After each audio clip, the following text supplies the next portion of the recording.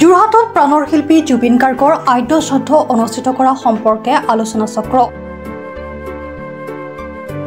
আলোচনা চক্ৰত কেন্দ্ৰীয় মন্ত্ৰী পবিত্ৰ মাৰ্ঘেৰিটা, মন্ত্ৰী বিমল বৰা, বিধায়ক হিতেন্দ্ৰনাথ গোস্বামী, ৰূপজ্যোতি কুৰ্মীসহ যোৰহাট জিলাৰ প্ৰশাসনৰ বিষয়ববীয়া, পুলিচ অধীক্ষক, বিভিন্ন বিভাগৰ মুৰব্বী বিষয়াসকল, বিভিন্ন দল সংগঠনৰ বিষয়ববীয়া, শিল্পীসকল উপস্থিত থাকে।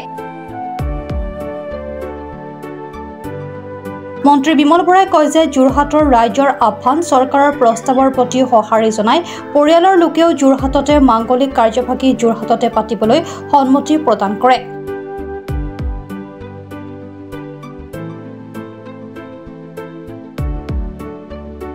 অক্টোবৰত যোৰহাট ষ্টেডিয়ামত অনুষ্ঠিত হ'ব ৰাজহুৱা আদ্য শ্ৰাদ্ধ। পুৱা ৮ বজাৰ পৰা সূৰ্যাস্তলৈ চলিব শ্ৰদ্ধাঞ্জলি কাৰ্যসূচী। সৰ্বধৰ্মীয় প্ৰাৰ্থনা, দিহানাম, বৰগীতো পৰিৱেশন হৈ থাকিব। আলোচনা চক্ৰৰ অন্তত মন্ত্ৰী বিমল বৰাই যোৰহাট ষ্টেডিয়ামত আহি পৰিৱেশ পৰিদৰ্শন কৰে। আমাৰ আটাইৰে আদৰৰ অতি মৰমৰ জুবিন গাৰ্গ ডাঙৰীয়াই আমাৰ মাজৰ পৰা চিৰ বিদায় লৈ তেখেতে অনন্ত ধামলৈ গতি কৰিলে। তেখেতৰ এই মৃত্যুৱে সমগ্ৰ অসমবাসীক শোকবিহ্বল কৰি ৰাখিছে। কোনেও কামনা নকৰা এটা মৃত্যু, কিন্তু চিৰন্তন সত্য, আমি মানি লোৱাৰ বাহিৰে কোনো উপায় নাই। আৰু সেইকাৰণে আমাৰ সমাজৰ ৰীতি নীতি পৰম্পৰা অনুসৰি,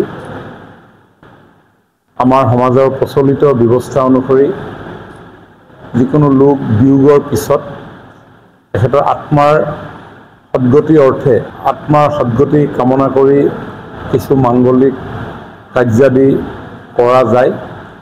আৰু সেয়ে এই ক্ষণজন্মা পুৰুষজনৰ আত্মাৰ সদ্গতি কামনা কৰি পৰিয়ালৰ লগতে তেখেতৰ কৈশোৰ, তেখেতৰ যৌৱন পাৰ কৰা যোৰহাটবাসী ৰাইজে তেখেতৰ মৃত্যুৰ 13 দিনৰ দিনা এক মাংগলিক কাৰ্যসূচী গ্ৰহণ কৰিবৰ কাৰণে সিদ্ধান্ত গ্ৰহণ কৰিছিলে। আৰু এই ক্ষেত্ৰত ৰাইজৰ এই সিদ্ধান্তৰ প্ৰতি শ্ৰদ্ধা জনাই অসম চৰকাৰেও সহযোগিতা আগবঢ়াব বিচাৰিছে। আৰু এই গোটেই বিষয়খিনি খুব সুন্দৰ ৰূপত আগুৱাই লৈ যোৱাৰ ক্ষেত্ৰত মাননীয় মুখ্যমন্ত্ৰী ডাঙৰীয়াৰ পৰামৰ্শ অনুসৰি আজি আমি যোৰহাটবাসী ৰাইজৰ লগত মিলিত হৈছিলোঁ। এই মাংগলিক কাৰ্যসূচী সুচাৰুৰূপে সম্পন্ন কৰাৰ ক্ষেত্ৰত ৰাইজৰ লগত আলাপ আলোচনাত বহিছিলোঁ। আৰু দীৰ্ঘ সময় ধৰি হোৱা আলোচনাৰ অন্তত যোৰহাটৰ ৰাইজে ৪৮জনীয়া এখন সমিতি, কৰ্ণধাৰ সমিতি গঠন কৰি দিছে। আৰু এই ৪৮জনীয়া কৰ্ণধাৰ সমিতিখনে গোটেই অনুষ্ঠানটি পৰিচালনা কৰাৰ ক্ষেত্ৰত বিভিন্ন দায় দায়িত্ব বিভিন্ন লোকক অৰ্পণ কৰিব। যোৰহাটৰ পৰা বিকি নিয়োগৰ ৰিপৰ্ট, প্ৰাত টাইম ডিজিটেল। অসমৰ নপুৰণি কবি সাহিত্যিকৰ বাবে সুখবৰ।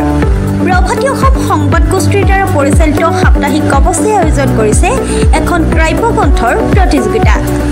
সগৌৰৱেৰে ৩০টা বৰ্ষত খোজ থোৱা অসমীয়া সাপ্তাহিক কবচ কাকতখনৰ উদ্যোগত কাব্যগ্ৰন্থ প্ৰতিযোগিতাৰ আয়োজন কৰা হৈছে।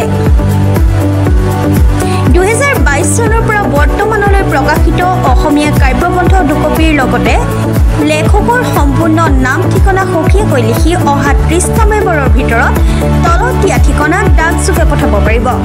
আমাৰ ঠিকনা সাপ্তাহিক কবচ, প্ৰভাতী অসম সংবাদ গোষ্ঠী, বিজয়নগৰ ডাকঘৰৰ সমীপত, কলিতা মাৰ্কেট, ৩য় মহলা, জিলা কামৰূপ অসম ৭৮১১২২।